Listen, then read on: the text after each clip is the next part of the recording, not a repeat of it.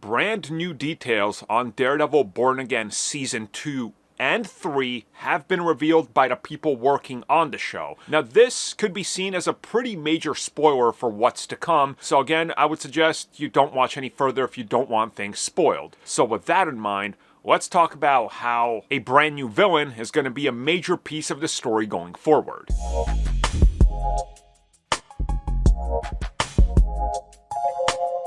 So Marvel Studios, pretty much like anybody, operates the same way. When you produce a TV series, you're typically working in a way where every season has a villain that's central to that season, and then you move on. We saw this from the very beginning with Marvel. You saw this with Agents of S.H.I.E.L.D. You saw this with Daredevil, Season 1, 2, and 3, although there was obviously crossover with some of the bigger villains like Wilson Fisk. But largely, that's how you do it. And it's the way it's worked in the industry for a while.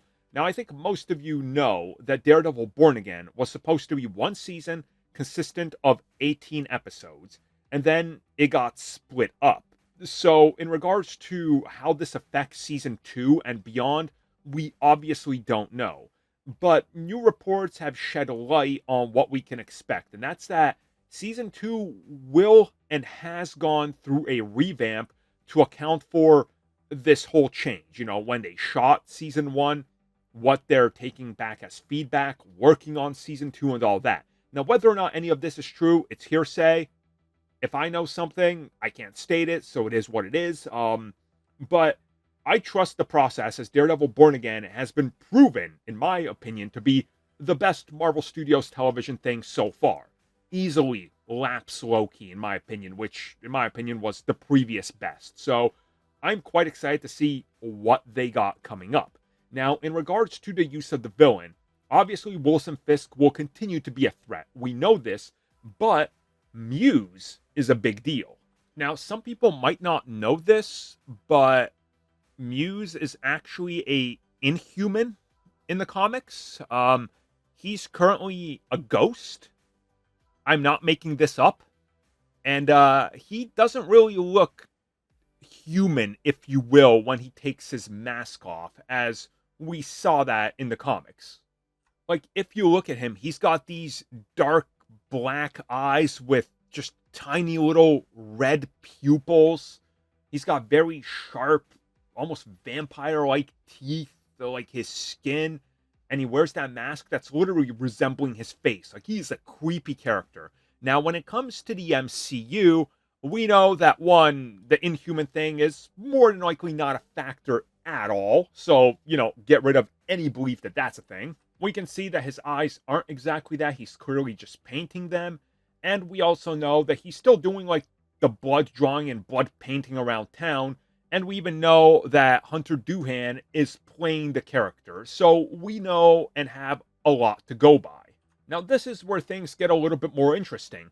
Because of the shift from one season of 18 episodes to 2 seasons of 17 episodes, there's a change that's happening, right? And from what we've heard is that Muse will be prevalent in the second season. Now, naturally, again, this makes sense because of the reshuffle and what they're doing with Season 2 being a direct continuation. But things got a lot more interesting just recently when the people working on Daredevil Born Again were talking about Season 2, and then they talked about Season 2 and beyond it. So this is from the showrunner, Dario Scartapan, who was part of an interview with TV Line. And they asked him about Muse and whether or not he was in fact abducting people, unaliving them, and draining their blood and painting murals from their blood around New York, like in the comics. And he said yes.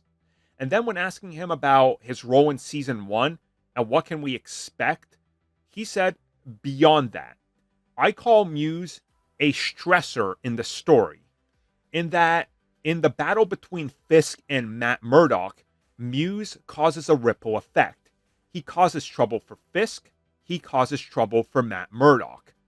The Muse run, for lack of a better word, in this story has pretty shocking consequences, and those consequences don't end.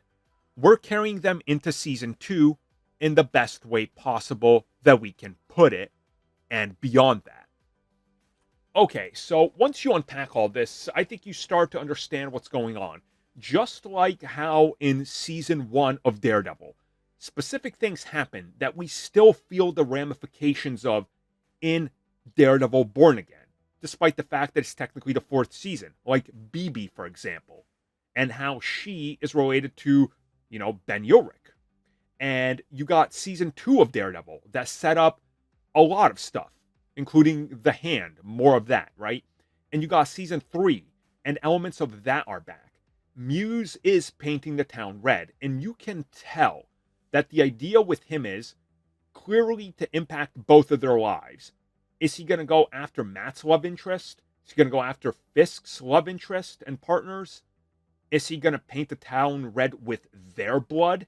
And the blood that's on both of their hands, technically, by his point of view. Like, there's a lot here. And carrying that into season 3 and beyond doesn't mean that the character is going to stay around in season 3. Because I think he'll be done by season 2.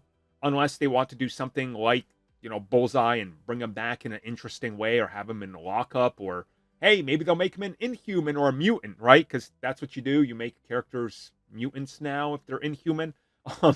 They could do something interesting and change his character around. And I don't think that's a problem, personally. I think that would enhance the character.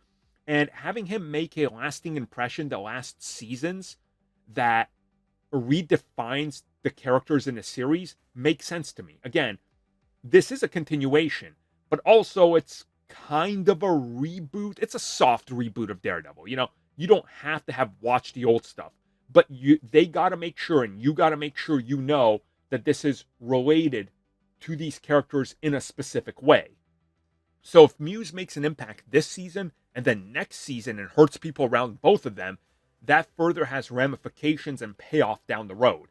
So I'm quite excited by Muse and seeing what they do with him, especially in season 2, where it looks like things have gone absolutely insane, Like, you got martial law under Wilson Fisk leading New York. You got Daredevil being alive, and the only version of Matt Murdock that people that know Matt know exists now, because Matt has gone missing. Does that, in fact, factor into this? Like, there's so much to unpack here. Whatever it is, I'm hyped.